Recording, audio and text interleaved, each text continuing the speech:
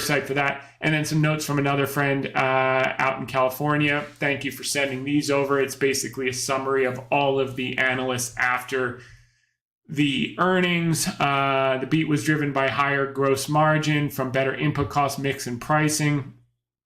Inventory destocking is now in the rear view with February-March home standby generator shipments matching activations. This was our whole thesis from entry, and that's now happening and reflected in the price.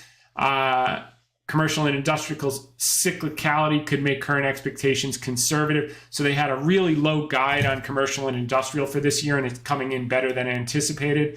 The load growth from AI data centers.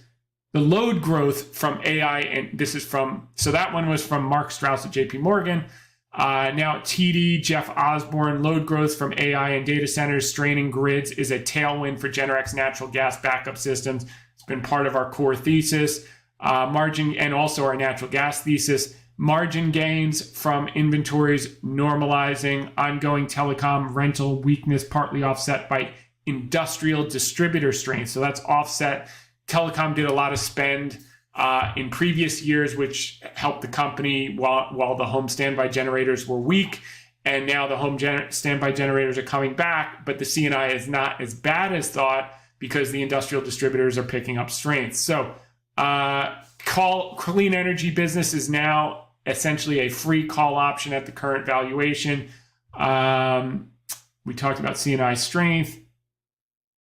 Residential and clean energy remain long-term growth drivers despite near-term challenges. Severe outage events could add material upside to estimates. You know, the other thing that Generac hasn't benefited from is a major hurricane. The minute you get that type of stuff happening, so I would just say if I was in the reinsurance business, I'd be concerned that I hadn't gotten hit hard in recent years, although some areas have. But if they get a hurricane, I mean, they could get a monster bump on the home standby generators. So we'll see.